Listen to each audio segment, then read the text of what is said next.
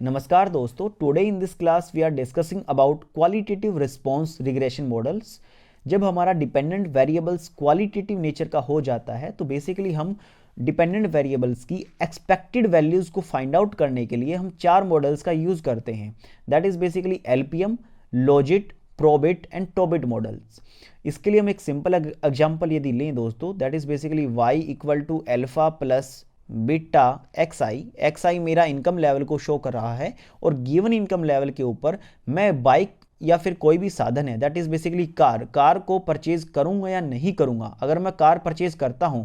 तब इसकी y की वैल्यू होगी 1, अगर नहीं करता हूं तो इसकी वैल्यू होगी दोस्तों 0। तो y मेरा डिपेंडेंट वेरिएबल है इनकम के ऊपर कि मैं कार परचेज करूंगा या नहीं करूंगा। तो अब यहाँ पर मैंने मेरे डिपेंडेंट वेरिएबल्स को एक बाइनरी टर्म प्रोवाइड करवा दी है और इस बात को बताने के लिए दोस्तों y की एक्सपेक्टेड वैल्यू को फाइंड आउट करने के लिए सबसे पहला जो मेरा मॉडल है LPM, लीनियर प्रोबेबिलिटी मॉडल, जो बेसिकली यूज करता है बर्नौली प्रोबेबिलिटी डिस्ट्रीब्यूशंस को, जिसकी चार प्रॉपर्टीज हैं। पहली प्रॉपर्टी है non normality of error term. इसका मतलब क्या हुआ कि जब मैं डाटा कलेक्ट करता हूं कि लोग बाइक परचेज कर रहे हैं या नहीं कर रहे गिवन डिफरेंट इनकम लेवल के ऊपर, तब बेसिकली दोस्तों जो डाटा होगा उसके अंदर जो मेरी एरर टर्म का जो डिस्ट्रीब्यूशन है वो नॉन नॉर्मल हो सकता है, वो बेल शेप का नहीं होगा। और अगर वो बेल शेप का नहीं होता है तो दोस्तों हमारे डाटा के अंदर हेटेरो की प्रॉब्लम आ सकती है, जहां पर हमारा एरर टर्म का जो वेरिएंस है वो जैसे जैसे x इंक्रीज होता जाता है वो कांस्टेंट नहीं रहता, वो या तो डिक्रीज हो सकता है या फिर इंक्रीज हो सकता है। तीसरा दोस्तों कि जो मेरी y की एक्सपेक्टेड वैल्यू है गिवन xi के ऊपर, वो बेसिकली दोस्तों वो इस प्रॉपर्टीज को 0 greater than equal to 0 and less than equal to 1, इस प्रॉपर्टीज को दोस्तों फुलफिलमेंट नहीं करती। जो एलपीएम मॉडल के अंदर जो मेरी y की वैल्यू है वो 0 और 1 से बाहर जा सकती है। इसका मतलब वो नेगेटिव भी हो सकती है और वो 1 से बड़ी भी हो सकती है प्रोबेबिलिटी की जो वैल्यू होगी दोस्तों। चौथा होगा कि लोअर आर स्क्वायर वैल्यू, जो मेरा कोफिशिएंट ऑफ डिटरमिनेशन होगा उसकी वैल्यू भी यहाँ पर लोअर हमें देखने को मिलती है, जिसके कारण यह जो हमारा मॉडल है उसको ज़्यादा यूज नहीं किया जाता है to find out the dependent variables expected value.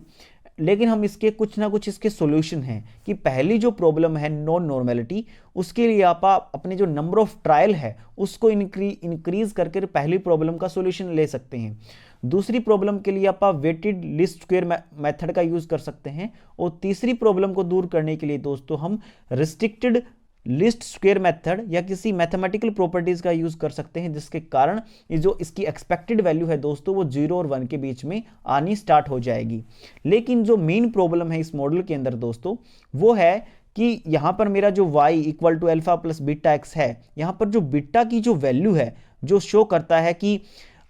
x के चेंज होने पर x के अंदर यूनिट चेंज से y के अंदर कितना चेंज आएगा, तो यहाँ पर दोस्तों जो बीटा है हमेशा कांस्टेंट बना रहता है, जिसके कारण अगर मेरी जो इनकम है डिफरेंट इनकम लेवल के ऊपर भी मेरी या बाइक या कार को परचेज करने की जो प्रोबेबिलिटी है दोस्तों वो सेम बनी रहती है, उसके अंदर प्रोबेबिलिटी के अंदर चेंज नहीं आता है, जिसके कारण इस मॉडल के अंदर कुछ सवाल या निशान पैदा हो जाते हैं। यह मॉडल इतना रियलिस्टिक नहीं लगता और जिसके कारण हमारा जो सेकंड मॉडल है जो इस मॉडल के अंदर जो कमियां हैं उनको दूर करने का प्रयास करता है, that is basically our logit model. और इस लॉजिट मॉडल के अंदर दोस्तों जो पीआई है वो शो करता है प्रोबेबिलिटी को, प्रोबेबिलिटी की बंदा बाइक परचेज करेगा या नहीं करेगा। पीआई डिनोट करता है बाइक परचेज करने की प्रोबेबिलिटी को, that is basically equal to beta 1 plus beta 2 X I. और यहाँ पर दोस्तों हम इसको जो प्रोबेबिलिटी है उसको हम expected value of y i equal to क्या होगा 1/xi के रूप में अगर हम डिनोट करें दोस्तों, और जहां पर हम ये जो मेरा वैल्यूज है beta 1 plus beta 2 into X I, इसको आप दोस्तों इक्वल टू जेड के रूप में अगर यदि लिखें तो जो मेरी प्रोबेबिलिटी की वैल्यू है दोस्तों, मैं जो इसका डेरिवेशन होगा, डेरिवेशन होने के बाद इसकी जो फाइनल वैल्यू आएगी that is basically 1/1 plus E की power minus bracket beta 1 plus beta 2 X I, जिसको आप दोस्तों जेड का नाम दे सकते हैं। और पेपर में सीधा क्वेश्चन पूछा गया था कि लॉजिट मॉडल के अंदर प्रोबेबिलिटी की वैल्यू क्या होगी दोस्तों, तो that is the basic definition या इक्वेशन 1/1 प्लस ई की पावर माइनस जेड, और इसको आप दोस्तों इस प्रकार से भी लिख सकते हैं अगर हम ई की पावर जेड को ऊपर लेके जाएं तो। और इसके अलावा जो 1 माइनस पी आई है वो डिनोट करता है कि बंदा बाइक को परचेज नहीं करेगा,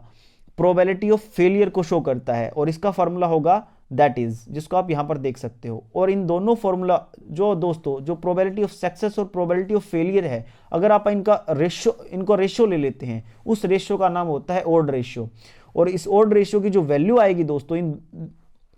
दोनों इक्वेशन को अगर एक साथ अगर हम रखें तो उसकी वैल्यू हमें प्राप्त होगी ई की पावर जेड बेसिकली, अर्थात जो हमारा स्टार्टिंग का फंक्शन था वही फंक्शन हमें वापस मिल जाएगा।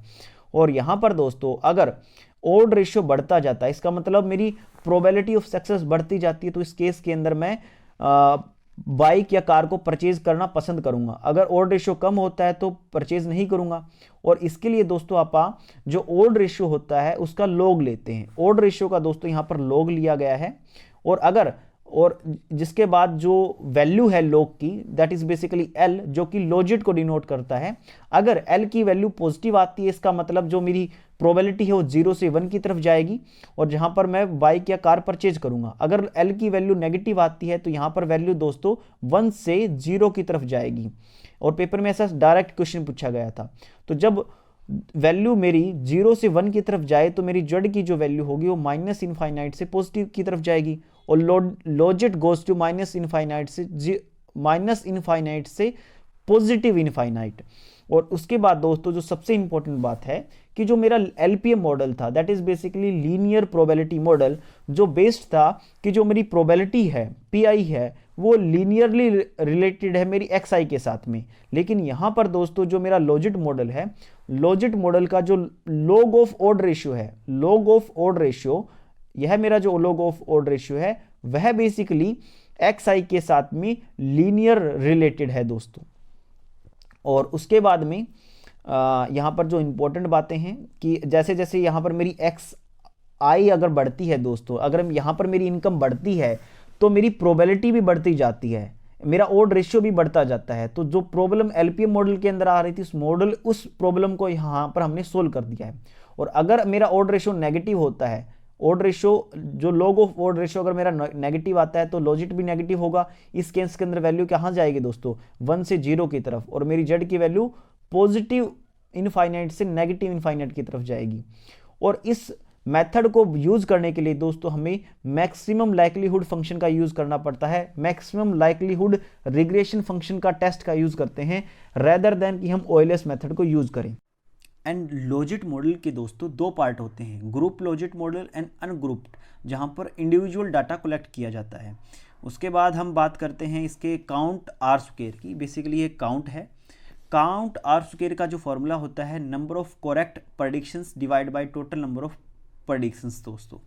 और काउंट आर स्क्वायर जो बताता है गुडनेस ऑफ फिट को। एंड नोट अगर करने वाली बात है कि in linear regression model likelihood ratio is equivalent as F test दोस्तों, कि जो लीनियर रिग्रेशन मॉडल होता है उसके अंदर दोस्तों हम जो लाइक्लीहुड रेशियो यूज करते हैं वो एफ टेस्ट के इक्विवेलेंट ही होता है। और एलआर स्टैटिक्स के अंदर बेसिकली हम काई स्क्वायर डिस्ट्रीब्यूशंस को यूज करते हैं, जहां पर डिग्री ऑफ फ्रीडम होती है independent number of independent variable की इक्वल दोस्तों। उसके बाद में हमारा जो नेक्स्ट मॉडल आता है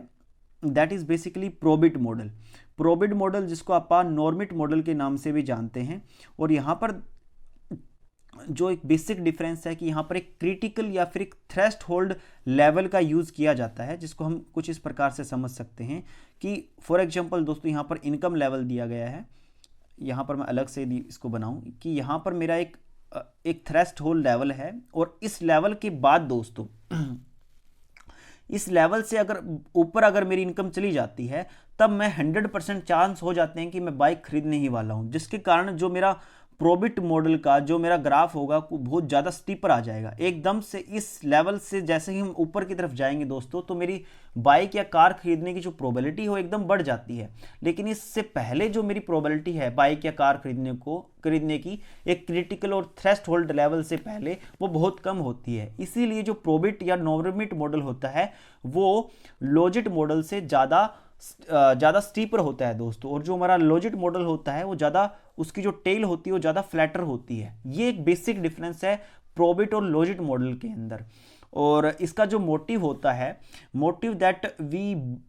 bye a car is not depend on unobservable variables. और इस मॉडल के अंदर दोस्तों एक खास बात यह है कि जो अनऑब्जर्वेबल वेरिएबल्स हैं, जो बेसिकली मेरे डिपेंडेंट वेरिएबल को इफेक्ट कर सकते हैं रेदर देन इनकम, जिनको आप ऑब्जर्व नहीं कर सकते दोस्तों, जो यूटिलिटी जो इंडेक्स हैं उसको आप लैटेंट वेरिएबल्स के नाम से भी जानते हैं। तो लैटेंट वेरिएबल्स वो वेरिएबल्स जिसको आप अनऑब्जर्व जो वेरिएबल्स होते हैं। एंड इसके अलावा जो रेट ऑफ कंडीशनल प्रोबेबिलिटी है जो 0 से 1 की तरफ जाती है, is going to slow rate in logit model compare to probit model, because जो लॉजिट मॉडल का जो ग्राफ है थोड़ा सा स्टीपर, थोड़ा सा फ्लैटर टाइप का होता है दोस्तों। इसके बाद में हमारा जो लास्ट मॉडल है इसके अंदर, that is basically Tobit model, जो कि जेम्स टोबिन के द्वारा दिया गया था। और इस मॉडल को आप दोस्तों सेंसर्ड रिग्रेशन मॉडल के नाम से भी जानते हैं, या फिर इसको हम limited dependent variables regression model के नाम से भी जानते हैं। और इसका नाम इसलिए दिया गया है कि जब हमारे पास हमारे जो डिपेंडेंट वेरिएबल्स हैं उनके बारे में हमें सारी जानकारी नहीं होती, या फिर हमें जो डिपेंडेंट वेरिएबल होता है सभी डिपेंडेंट वेरिएबल्स के बारे में हमें इंफॉर्मेशन नहीं होती। कि जैसे हमें यह तो पता है कि गिवन इनकम लेवल के ऊपर भी जिन बंदों के पास बाइक है उनका डाटा तो हमारे पास है, लेकिन जिन लोगों के पास बाइक नहीं है उन लोगों का डाटा अगर हमारे पास नहीं होगा तब हम किस प्रकार से इस मॉडल को ड्राइव कर सकते हैं। तो उसके लिए दोस्तों आप यूज करते हैं सेंसर्ड रिग्रेशन मॉडल या फिर लिमिटेड डिपेंडेंट वेरिएबल्स, कि जहां पर डिपेंडेंट वेरिएबल्स का जो डाटा है वो लिमिटेड होता है। So that is basically Tobit model, जो बेसिकली जेम्स टोबिन के द्वारा दिया गया था। आई होप दोस्तों आपको ये वीडियो काफी अच्छी लगी होगी, और अगर आप इसकी पीडीएफ